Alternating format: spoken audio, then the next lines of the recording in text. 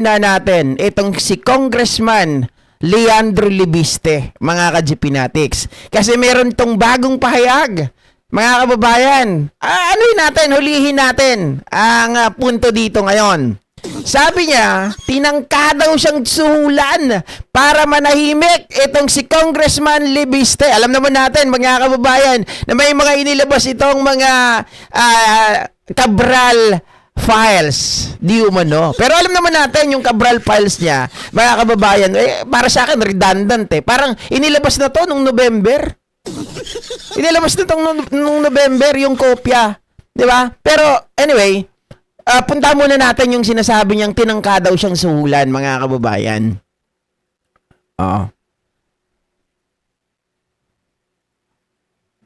Ayan, sabi dito.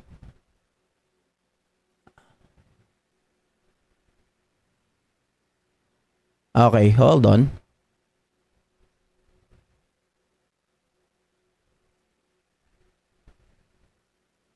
Mga dokumentong iniwan umano ni dating DPWH Undersecretary Catalina Cabral. Live mula sa TV5 Media Center, nangunguna sa balita si News 5 House Correspondent Marian Enriquez. Marian, anong nilalaman nitong mga bagong dokumento? Yes, JG, ito nga raw yung summary kung saang mga distrito napunta yung 3.5 trillion pesos na budget ng DPWH mula nga po 2023 hanggang 2026. Inilabas nga yan ni Batangas 1st District Representative Leandro Leviste. Ayon kay Leviste, ibinigay ng DPWH sa kanya itong files na ito at pinayagan daw yan ni Secretary Vince Dizon sa isang virtual press conference nga kanina. Nanindigan si Leviste na totoo po daw itong mga dokumentong ito. Paglilinaw pa niya ay walang irregularidad o irregular sa mga inilabas niyang datos. Pero ang dapat daw imbestigahan ay yung prioritization kung magkano nga ba yung halagang inilalaan para sa mga infrastructure projects sa kada distrito. Kapansin-pansin daw kasi, Jiggy, na may mga maliliit na distrito pero malalaki yung nakukuhang infra projects. Habang may malalaking distrito naman na maliliit yung alokasyon, kailangan din daw suriin kung may relasyon ang proponents ng mga proyekto sa mga contractor na ginawaran nga ng kontrata. Pakinggan natin itong pahayag ni Congressman Leviste. Ang budget allocation ay hindi based on discretion, kung hindi based on an equation like land area population. Tulad po ng ating national tax allotment. Dahil pag may discretion, ang aking pananaw ay yan ang nag-give rise sa bentahan ng budget, na yun naman din po ay napatunayan. Jiggy, may isa pang pasabog itong si Leviste sa press conference kanina. Isang mataas daw na opisyal ng DPWH yung tumawag sa kanya noong October at tinangka nga raw siyang suhulan. Nangyari raw yan sa gitna nga ng press con niya noong sa Kamara na tungkol nga po yan doon sa appointee ni DPWH Secretary Vince Dizon na konektado umano sa mga contractor. Inalok daw si Leviste ng opisyal na ito ng dagdag na pondo para sa mga classroom sa kanyang distrito sa Batangas. At ang kapalit nito ay ang kanyang pananahimik. Pero hindi raw pumayag ang kongresista. Pero ang ending, nadagdagan namin pa rin pala yung alokasyon niya na napunta nga doon sa distrito niya para sa classrooms. Aabot daw, Jiggy, ang halaga nito sa 2.5 billion pesos. Jiggy. Okay, mga kababayan. Patulan natin to, ha?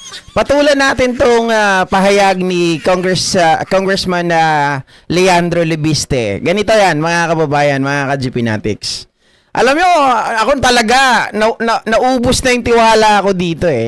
Kumbaga parang, nung una, hinangaan ng lahat to eh. Nung newbie to, mga kababayan, actually, newbie rin naman siya ngayon, hanggang ngayon pa rin. 'Di ba? Bilang kongresista. Pero nung bagong salta, katatapos lang ng halalan, talagang hinangaan ng taong bayan dahil nga sa pasabog niya dun sa may DPWH mga kababayan na nanunuhol daw sa kanya, 'di ba? Meron pang bag na naglalaman ng ganitong pera, bla bla bla, hanggang sa wala naman pala, mga kababayan. Nasunog siya doon, 'di ba? Tapos ito yung secretary nga ni Vince Dizon na tumatanggap daw ng kickbacks. Tama, mga kababayan? Tapos nag-resign yung tao.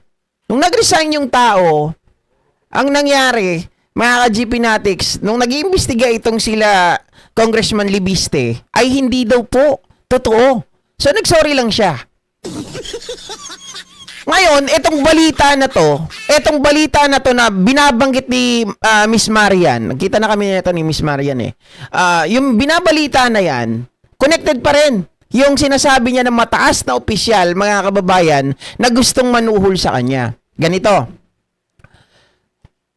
Kung ikaw talaga ha, ay tinangkang suhulan ng isang mataas na opisyal kapalit ng pananahimik, di ba sabi niya ganon, hindi niya tinanggap.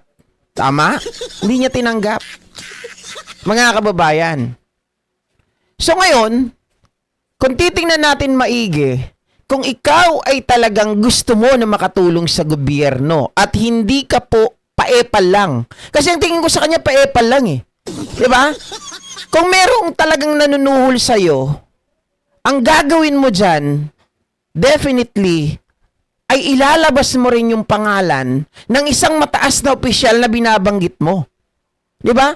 Na binabanggit mo na handa kang suhulan, handang maglabas ng malaking pera, tataas yung mga project mo sa iyong distrito, sa kabila sa kapalit ng pananahimik mo.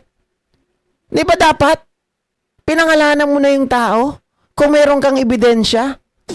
Ano to? Mahilig lang to sa alam nyo mga salamat ha, binura nyo na yung tao na yun. Hindi, ang nakikita ko dito mga kababayan, masyadong sobrang paepal. Sabi nga ng si Kristan, meron ditong isang pahayag, no, si Kristan mga kababayan, na kung saan ganito yung pagkakasabi niya sa isang pahayag. Kunin ko lang para paparinig ko sa inyo. Which is parehas kami ng binabanggit netong si Kristan pagdating dito kay Congressman Libiste, mga ka-GP. Ito, sabi ni Kristan, isa publiko ang lahat.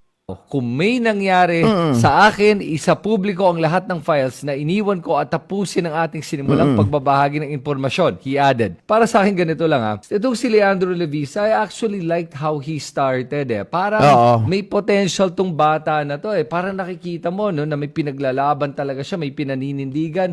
Pero the more he comes out with these statements and a little bit off itong mga statements na to ha, medyo nawawala na yung bilib ko sa kanya at tiwala ko sa kanya. For example, dito sa kaso na to, no, na sinasabi niya, isa publiko daw ang lahat ng files pag may nangyari sa kanya. Alam po nyo, no, hindi po integridad yan eh. Ang tawag dyan ay pamumulitika. Correct, tama yan. Hindi yan integridad, tawag dyan pamumulitika. Kasi, binabanggit ko na sa inyo kanina, na kung ikaw ay talagang gusto mong tumulong, di ba? Gusto mong masawata, gusto mong masira, gusto mong matigil ang korupsyon. Nasa iyo na yung lahat ng pagkakataon eh. Di ba? Bakit kailangan antayin na mamatay ka pa bago ilabas lahat ng mga dokumento na mayroon ka? Bakit inantay pa si Cabral na mamatay na mga kababayan, wala nang mag-authenticate doon sa mga papeles na hawak mo? Remember may mga taong pero meron kasi ako mga nakikita katulad niyan. Mali na siya doon kay Terry Ridon. Maliwanag naman na sinabi niya na insertion niya. 'Di ba? Ganun ang pagkakabanggit niya, insertion niya. Which is hindi pa po kongresista si Terry Ridon nung ginagawa yung budget ng 2025. Nakita ko din doon, meron din daw mga kababayan meron daw project din si Manny Pacquiao. So, paano mangyayari yun? Hindi naman nakaupo si Manny Pacquiao. Diba? Hindi naman siya senador. Paano siya magkakaroon ng insertion? Tapos, mga kababayan, meron pa para ako nakita, kaya lang di ko masyado na-confirm. Yung kila Harry Roque, tapos yung kila Sara Duterte. Pero, yung kila Sara Duterte at Harry Roque, posible yun, mga kababayan. Nung panahon na nakaupo talaga si Digong. Diba? Pwedeng nangihingi sila ng mga project. Ganon. Pero talagang hindi ko maintindihan itong gustong gawin o mangyari na kailangan pa siyang mamatay bago magsalita. Halatadong halatado na namumuliti ka lang, nagpapaingay lang. Meron pa nga ako nabalitaan, di ko alam kung siya yung tinutukoy doon ha. Would you agree kung sasabihin ko, mga kababayan, na siya yung tinutukoy? Pero hindi ako yung sinasabi na na drop out ato, kick out dahil itong taong to mga kababayan, nahuli daw ng cheating. Hindi ko alam kung siya yon. Pero tuloy natin tong ni Kristan. Kasi kung meron siyang alam na katiwalian na nangyayari sa gobyerno at may hawak siyang mga ebidensya tungkol dito, dapat ilabas niya. Tama. Hindi niya dapat hino-hostage ang mga ganyang impormasyon na kung may Uy. mangyari lang sa kanya at saka ilalabas. Oo. O kahit sabihin na natin, Christmas daw ngayon, holidays naman daw, at dadahan-dahanin niya yung paglatag na itong mga impormasyon na to, mali po yan. Kasi kung meron ka talagang alam na may kalokohan na nangyari, na may krimen na nangyari, na may korupsyon na nangyayari, tapos hindi mo babanggitin at ipapakita ang ebidensya sa publiko, parang lumalabas ngayon, ano yan, nagbablackmail ka ng mga... Ayun yung mga punto. Ang ginagawa dito ginagawa ni Libiste, mga kababayan, di ba binanggit ni Kristan yung pambablackmail? Okay, agree ako doon. Na parang, parang inaantay ni Kong Libiste, sige, lapitan nyo ako. Di ba? Kasi may hawak akong ebidensya. Ngayon parang parang gusto niya, siya yung makipag-bargain. In order for me not to say anything, 'di ba? Sige, lapitan niyo ako. Parang ganoon pamba-blackmail, mga kababayan, ang ginagawa niya at ino-hostage niya yung yung mga ebidensya na sinasabi niya na meron siya. Kasi remember September 4 pa daw nangyari, mga kababayan, yung nung nakuha niya yung mga dokumento. Pero meron din mga nagsasabi at kinonfirm dahil may logbook daw na itong mga file na ito ay inagaw. Mga kababayan, inagaw lamang talaga nitong si Congressman Libiste kay Yusek Cabral. Diyos ko. At kung bakit ayaw niyang ilabas at siya ang mag-confirm, mga kababayan, dahil pwede siyang makasuhan. Okay, kaya ngayon, ang ginagawa niya, tinuturo niya sila Secretary Vince, tinuturo niya ang ICI, tinuturo niya ang DPWH para ikumpirma. Diba? Malaking katarantaduhan yung ginagawa nitong si Congressman Libiste. Alam mong may korupsyon. Gusto natin mapabilis. Diba? Gusto natin ma-stop yung korupsyon na yan na nangyayari sa bansa natin. Na talagang ang mga tao ay galit na galit na. Tapos i-hostage mo yung hawak mo o unti-untiin mo. Mga kababayan, para kang nagbabayad ng 5-6. Eto muna eto muna susunod na yung iba. Buha ka ng nanay mo. Diba? Hindi dapat ganun. If you wanted to help this administration, mga kababayan, o kahit hindi na lang sa administrasyon na to, kung gusto mo talagang isiwalat ang mga korupsyon, kung gusto mong isiwalat kung sino-sino yang mga tao na yan na nakasangkot dito, kung bakit bumabaha dito sa Pilipinas, you should do it right away. Diba?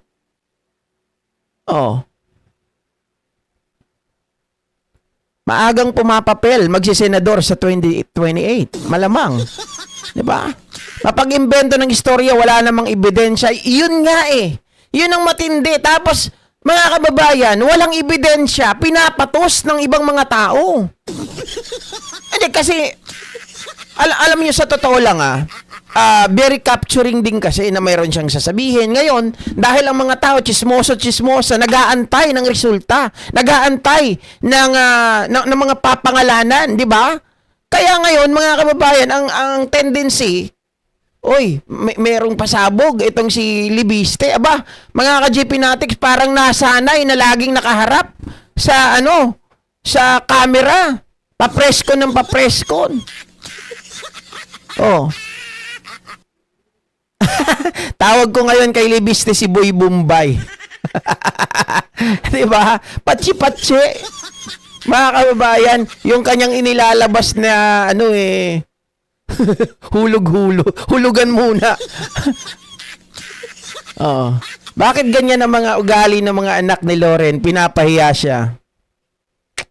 Diyos ko. Oh. Mga tao, ano ba yan? Parang kakausapin mo sila, sasabihin mo, ano, ilalabas ko ba o hindi? Ano ang rason kaya kung bakit ayaw niya ito ilabas? Yun ang nga naiisip ko na rason na pwede niyang gawin eh. Kaya niya tinatago muna eh. Parang ano, alas yan na hawak niya laban sa kanyang mga mambabatas na kasama sa Kongreso at sa Senado. Kaya Leandro Leviste, yung mga ganyan statements mo, no, shows me talaga na either meron kang tinatago dito or you're complicit to the crimes na pinaglalaban nating lahat. Bakit ayaw mo isa publiko to? Bakit hindi mo gawin ngayon? Kasi kung talagang natatakot ka para sa buhay mo at tingin mo na sa panganib ang buhay mo, you will be safer pag nilabas mo na lahat to.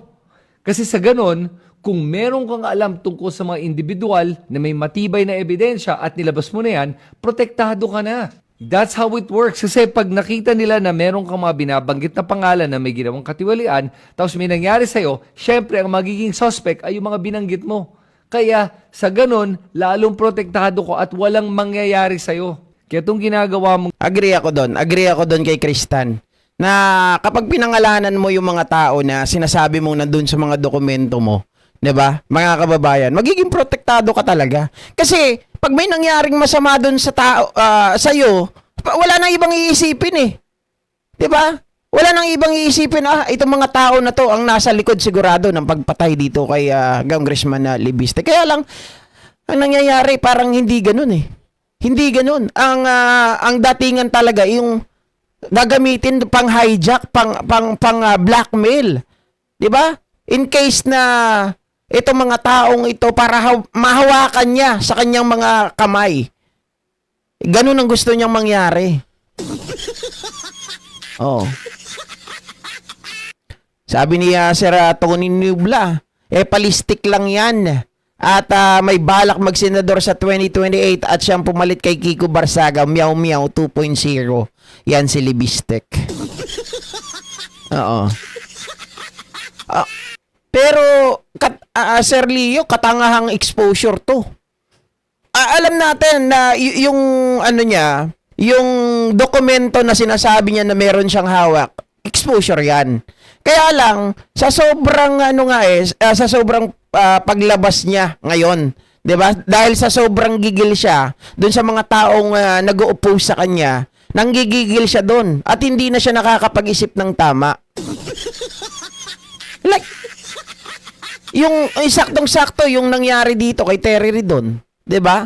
Na ngayon ang banat niya, mga kababayan, hindi naman siya yung party list niya. Kaya nga gusto kong pa-imbestigahan yung party list ni Terry Ridon na Bicol Saro. Oh. Samantalang aliwaliwanag nung statement niya. Kung titingnan nyo, mga kababayan, yung time, yung nung statement niya, talagang sinabi niya na yung insertion niya, 'di ba? Ni Bicol Saro, party list representative Terry Ridon. Oo. Walang pangbagong taon, nagpasabog na si Libiste, pasikat lang 'yan ka GP. 'Di ba? Kung talagang seryoso yan na makatulong na solusyonan ang korupsyon, dapat noon pa. At saka ito matindi. Ang isa pang nakita kong butas dito, mga kababayan, bakit 2023 hanggang 2025 lang din yung pinapakita niya sa Cabral list? Diba? Am I right, mga kababayan, na yung kanyang inilalabas na listahan ngayon ay 2023 to 2025. So, it appears to me, ano to? Na parang dinidiin niya talaga itong sila Martin. Na kung may nakapansin yan mga kababayan, kasi ako, ngayon ko lang nakita yung file. Tiningnan ko, hinahanap ko talaga. Sorry, hindi ko lang may pakita sa inyo pero naka-italic, naka-bold, tapos naka-underline pa. Sabi ko, aba, matindi to kakaiba. Oo. Amangan Kiko 2.0 Idol GP. Ginaya ni Libiste si Saraulo na pag namatay siya, ipatayin nyo si PBBM Lisa Marcos at si Martin Romualdez. Baka inutusan din niya ni Saraulo. Diba? Pero hanggang ngayon, mga kababayan, sa totoo lang, ano na kasi yung credibility noong kanyang mga ibang mga pinapakitang mga dokumento. Kasi ito masyado tayong nag-antay sa mga pasabog ni Congressman Libiste. Pero ang totoo, yung mga inilabas niya, mga kababayan, nandito rin mismo.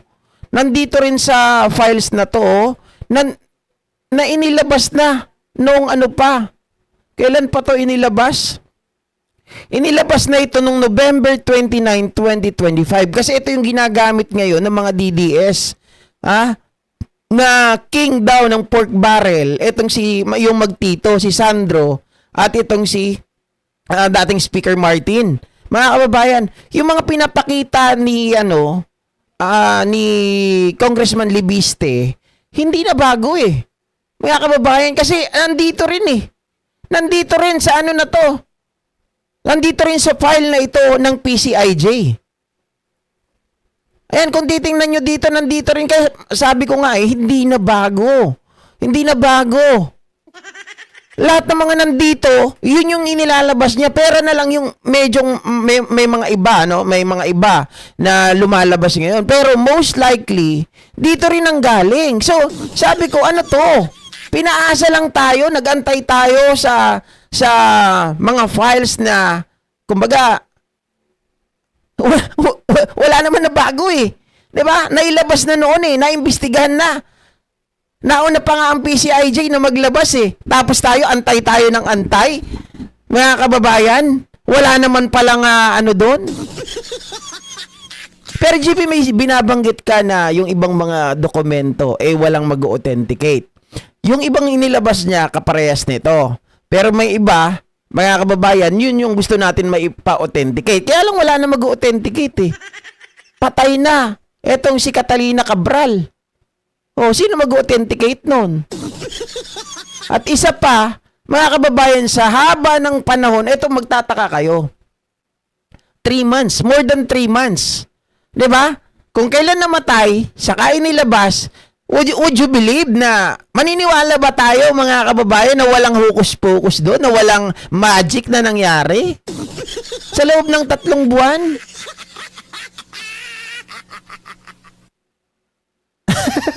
Diba? So, it appears to me na meron ka munang meron ka mga binago dito, inalis na kaalyado o mga pangalan ng mga kakilala mo, di ba? Na ayaw mo madawit, something like that. Kon ba Ma'am Gina 31? Diskaya style. Tingin ko dyan, nabigyan ni Sarah. Hindi, ganito yan. Alam nyo si Leandro Libiste, mayaman yan. Mayaman yan. Hindi nabigyan ni Sarah. Hindi ako naniniwala na nabigyan ni Sarah. Naniniwala ako na nagbabayad to ng utang na loob. Ano yung utang na loob niya? Tungkol dun sa solar. 'Di ba? Yung tungkol dun sa solar. Basahin niyo yung tungkol dun. Yun, mukhang legal. Pero ginamit ang pwesto. 'Di ba? Ginamit ang pwesto ng nanay niya noon at ang mga Duterte.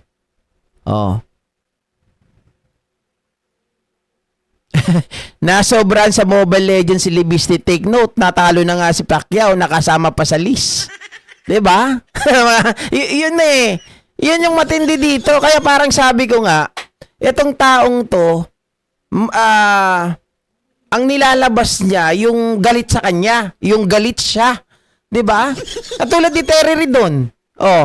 Nasunog. Tapos ngayon si Pacquiao, kasi parang nakikita ko, bakit mo inilalabas ito? Parang ang datingan, ano ba to, potential na kalaban sa 2028, kaya kailangan ng sirain. 'Di ba? Pang-exposure talaga. Totoo naman yan. Kaya lang mga kababayan, yung mga bobong mga DDS, hanggang ngayon paniwalang paniwala dito kay Congressman Libiste. Oh, di ba? Sir Leo, correct kaka. Nailabas na 'yan, hindi na bago 'yan. Ginagago lang tao. Tayo niyan. Oh.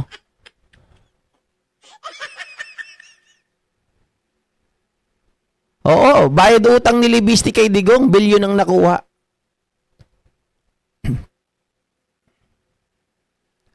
Bakit 2023 to 2025 lang ang nasa listahan niya? Mukhang gusto lang siraan ang PBBM admin at depensahan, di ba? Kita nyo naman eh. Kaya kababayan, parang meron na nag-utos sa kanya. Kasi ngayon, si Congressman Libiste, di ba? Ano na rin eh. Tawag dito, guest na rin yan doon sa Net25. Doon kay La Marcoleta. Oh.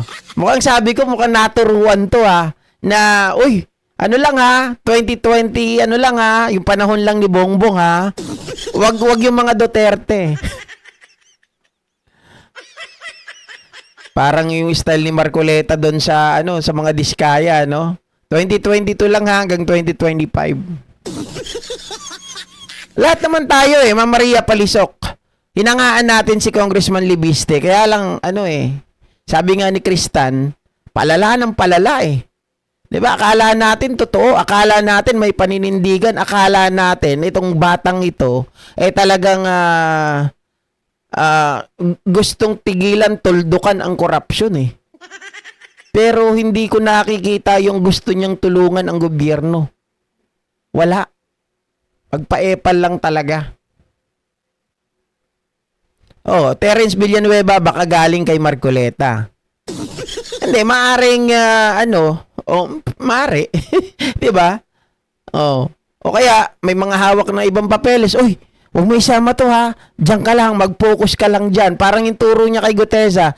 Mr. Guteza, huwag kang magmadali. Nakakalimutan mo Nalalagpasan mo. May napuputol sa paragraph 20. Oh.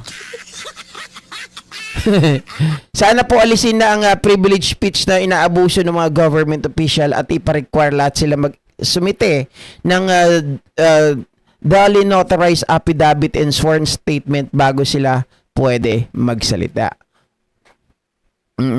Oo, tama. Ang problema kasi, tama kayo dyan, na aabuso talaga yung privilege speech. 'Di ba? At hindi sila pwedeng kasuhan. Yun ang yun ang problema No? Kahit kailan hindi ako naniwala diyan kay Libiste, sabi ni Iris Torre. Ay, iba ka, Iris Torre. Hindi ka naniwala. Ako kasi napaniwala nung unang labas Sabi ko, iba to. Magaling tong young guns to. Sabi ko ganun. Pwedeng ihanay sa magagaling na mga young guns din. Putik na yan nung maglaon. I agree na una yung Suhol, taga Tanawan, Batangas ako. Hindi ko sila binoto. Yung strategy nila, parang blueprint. Parang alam nila matitegi kasi naka-prepare agad yung pasabog ni Libiste. Parang ko nga, sa totoo lang. 'Di ba? Nasuspindi nga si Miao Miao, pumalit naman ang isang Libiste. Kung ako nga kay Terry doon, kasuhan niya yan 'Di ba? Wala nang bala mga DDS, kaya si Libiste ngayon ang ginagamit ng mga Duterte. After that, kay Libiste wala na talagang bala ang mga DD shit. Nixon Baliador Alaga 143. Shout out sa inyo Kahanay ka ni Kiko. Yun nga Sabi ko, akala ko ang taas ng IQ. Ano din pala 150. 150 ang utak. 150 ang utak. Diyos ko, hulugan. Ay, nako. Okay, so iwanan na natin yan si Congress.